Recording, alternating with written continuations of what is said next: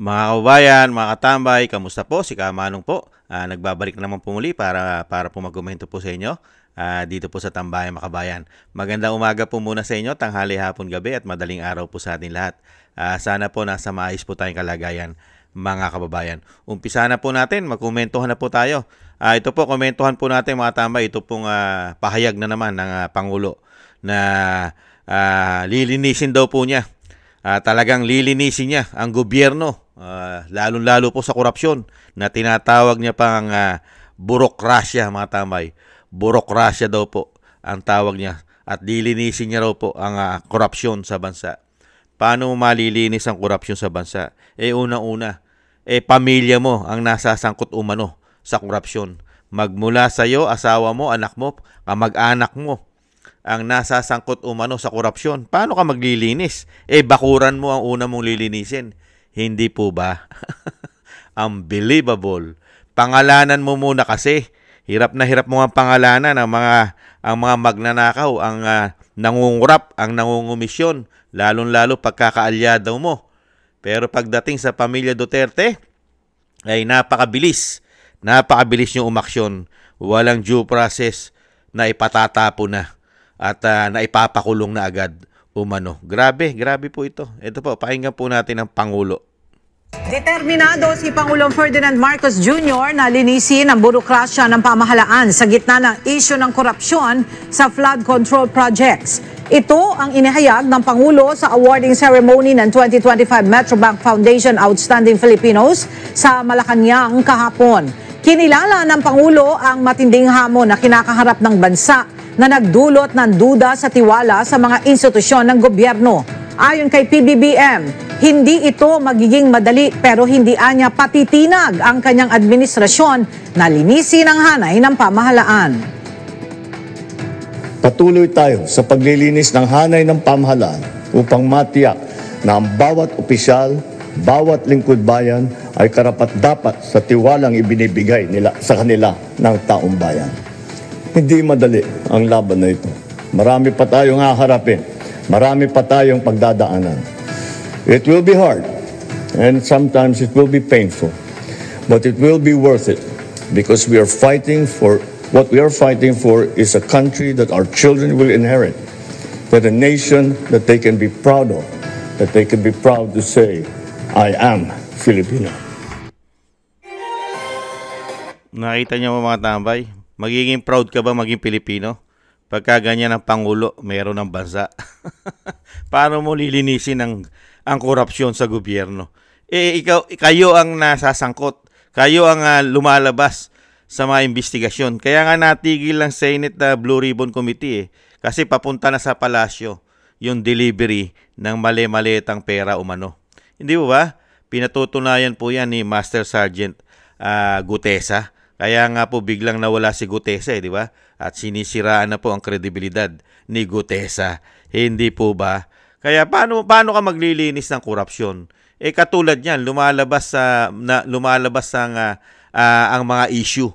Katulad ng iyong asawa. Ang iyong anak, ang iyong probinsya ay nakakakuha ng isang damukal na proyekto, bilyon-bilyon at diskaya pa.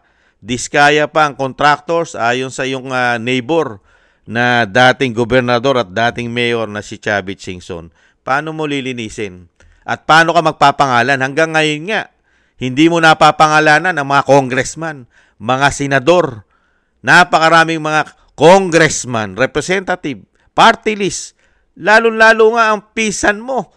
Hindi mo nga mapangalanan na kayo-kayo ang gumagawa ng budget at ikaw ang pumipirma ng budget at isang damukal na insertion. Hindi po ba? At isa pa, kung talagang lumalaban ka sa korupsyon, kung lumalaban po talaga sa korupsyon, itong si BBM, pinauwi mo na sana.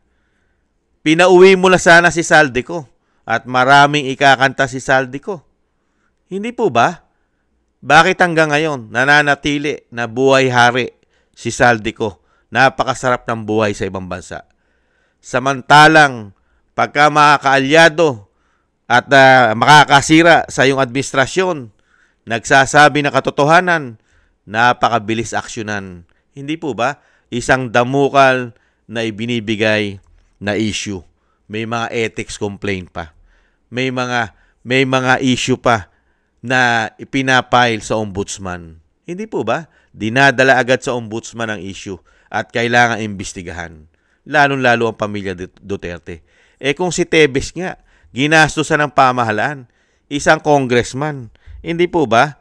At pinauwi ng Pilipinas. Hindi po ba? Samantalang si Saldico, ang pinag-uusapan daang bilyon, trilyon ang usapan, ghost project, graft and corruption. Hindi po ba? Pagnanakaw, pangungumisyon na napakalaki sa gobyerno pero wala kang ginagawa, hindi mo man lang mapauwi. Wala. Nasaan ang pinagmamalaki mo na Interpol? Interpol! Samantalang sa dating Pangulong Duterte, walang Interpol. Pinatapon mo sa ICC, wala kami nakitang Interpol, wala kami nakitang ICC na kasama ni General Torre. Si General Torre lang at ang mga alipores, ang mga men in uniform lang nakita namin. Unbelievable. Ganong katindi. Ganong katindi ka, Mr. President. Ibang klase ka. Tapos lilinisin mo ang bakuran mo. Lilinisin mo administrasyon mo. Ni pangalan nga hindi mo mabigkas. Ni pangalan nga tambaluslos hindi mo mabigkas. Hindi mo nga mabigkas ang pangalang Martin Romualdez, ang dating speaker. Sige nga, paano ka maglilinis ng korupsyon? Paano mo lilinisin ang tinatawag mong burokrasya? Burokrasya. Unang-una, ikaw nga yung nagiging burokrasya yata. Hindi kaya? At ang majority ng Pilipino, isinusukan na nga administrasyon mo. Isinusukan na nga ng majority ng Pilipino ang administrasyon mo. Gusto ka na nga mag-resign. Gusto ka na nga mag-resign ng majority ng Pilipino. Hindi po ba? Kaya nga lang, pakapalan lang po ng mukha. Pakapalan na lang ng mukha. Kasi ikaw ang presidente. Pero kung ang presidente ay isang Duterte, malabong mangyari. Yung nangyayari ngayon na mahigit 3 taon na dinala kami sa korupsyon. Pamumulitika, hindi trabaho ang ibinibigay sa amin. Politika, korupsyon ang binibigay sa amin. Hindi po ba? Hindi naman po para paangatin ang ating bansa Paramihin ang trabaho sa ating bansa. Bigyan tayo ng kaluwagan, lalo sa mga presyo ng bilihin. Kahirapan. Hindi po tayo dyan dinadala ng gobyerno ni BBM. Dinadala po tayo sa napakatagal at napakatindi at talagang napakahaba ng usaping politika sa ating bansa. Hindi po ba? Puro pagpapabagsak sa mga kalaban nila dahil gusto nilang manatili umano sa kapangyarihan. Hindi po ba? At pera. Hindi po ba puro pera? Ganyan ka naglingkod sa amin. Korupsyon, politika, tapos ngayon ipagmamalaki mo sa taong bayan, lilinisin mo, hindi madali. Samantala kay Vice President, ano sabi niya? Ang laki-laki ng confidential fund mo. Napakabilis mong gumawa ng investigasyon. Gagamitin mo lang ang confidential fund mo. Kaya mo ng pangalanan lahat yan. Napakadali.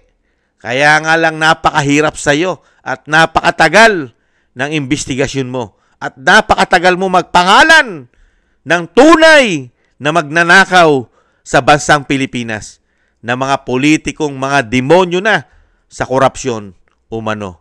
Napakahirap mong pangalanan. Bakit? Kasi nagiging involvement at kasama ka sa involvement. Hindi kaya? At ang pangalan mo ilalabas? Hindi kaya?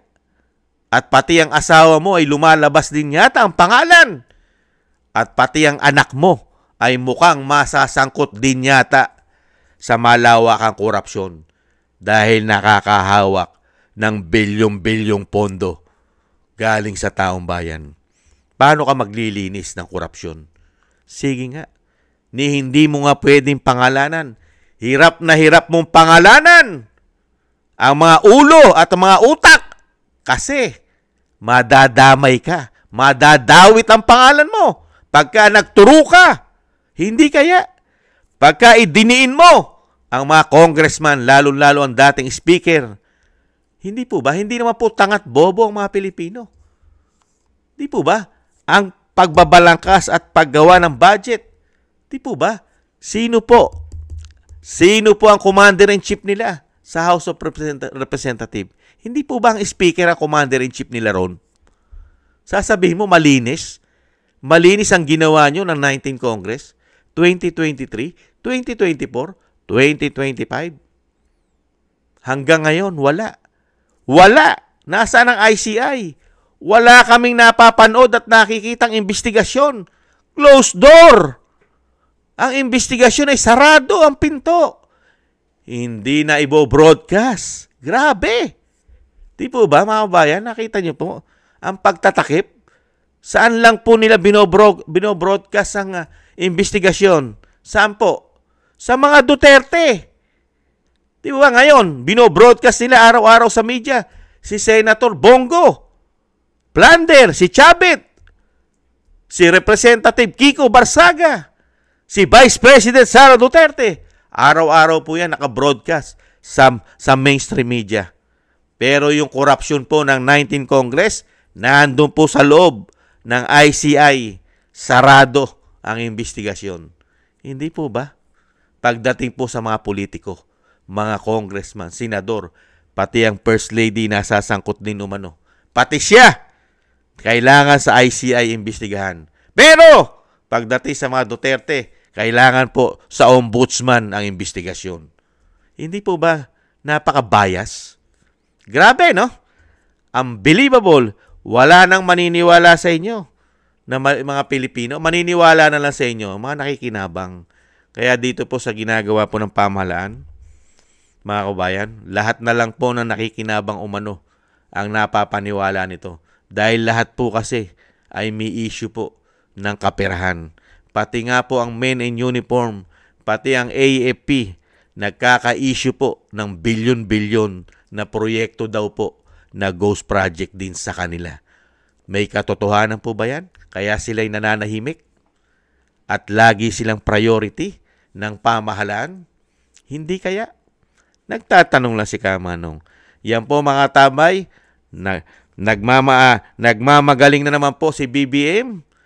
Mag-aapat na taon at akala mo hindi niya alam ang nangyayari at wala siyang involvement sa nangyayaring korupsyon sa ating bansa at napakalinis niyang Pangulo dahil napakahusay niyang maghugas kamay. Ayon kay Anjo Iliana, siya na ang pinakamagaling na Pangulo na napakahusay maghugas ng kamay dahil sobrang linis niya.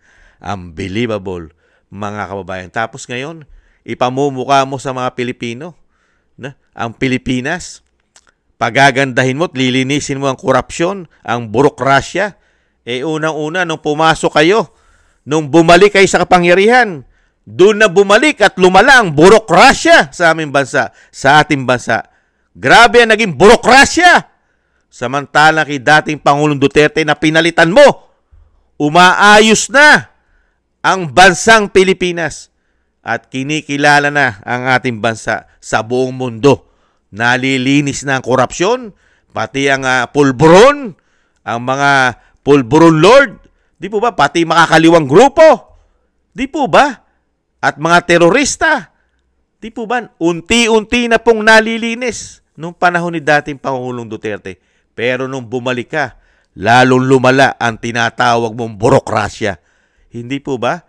Dahil magmula sa taas hanggang sa baba, mula nung maupo ka yata, Mr. President, burok na burok ang Pilipinas, lalo-lalo ang demokrasya ay naburok. Hindi po ba, mga kabayan? Ibang klase kayo, lalo-lalo sa paggamit ng batas. Ibang klase kayo. Pagka ang batas ay sa kalaban nyo sa politika, instant justice. Pagka naman sa inyo, kailangan gamitin ng batas, kailangan po ng due process. Yan po ang lagi namin narinig sa inyo. Due process kailangan. Huwag mainip. Huwag kayong mainip. Darating din tayo dyan. Pero pagkakalaban sa politika, kailangan i-demolish agad. Instant. Grabe kayo. Para kayong noodles. Unbelievable. Nakakalungkot lang po mga tambay. Dahil po sa nangyayari sa ating bansa, lahat po na naglilingkod halos sa atin, majority, pati mga men in uniform, kayang-kaya po nilang tanggapin dahil po yata sa pera ang kahihiyan ng bansa. Talagang ang ating bansa ay talagang pinag-uusapan na sa buong mundo na grabe ang korupsyon, walang tigil ang pangungurap, at grabe po ang kahihiyan ng ating bansa. Sila ang may dulot. Pero kung magsalita sila, akala mong ubod ng galing, pero sila ang nagbigay ng problema at kahihiyan sa ating bansa. Pakapala na lang po talaga ng muka, mga kababayan. Mga manhid na po. Manhid na ang mga taong ito sa sobrang kapal ng pagmumuka dahil sa pera. Maraming salamat po mga tambay sa gusto po ng ating tambayang mga kabayan sa YouTube at TikTok, at sa mga subscribers po natin at sa mga nagbibigay po ng tulong at biyaya. Maraming salamat po sa inyo. Shoutout po sa inyo lahat. At sa mga nagko-comment, like, share, and subscribe, thank you rin po. At yung dasal at panalangin po natin, tuloy-tuloy lang po tayo. Isama po natin sa ating mga dasal na maingatan po ang pamilya Duterte, ang ating Vice President, ang dating Pangulong Duterte, na sila po ay maingatan po sa kapahamakan. At madugtungan pa po ang buhay at kalakasan at makalabas na po sa lalong mabilis ang dating Pangulo. Thank you po sa mga dasal po ninyo, mga kababayan. At ganun din po mga tambay, tayo po'y magdasal nang tayo po'y maingatan at ang ating buong sambayanan. Konting taste na lang po mga tambay, wala naman pong forever. Konting taste lang po. At yung sinasabi pong paglinis ng korupsyon, makikita po natin yan pagka ang Vice President na po ang Pangulo ng Pilipinas. Napakadali na po yan para sa kanya, mga kababayan. Paalam po, ingat-ingat po. Bye-bye.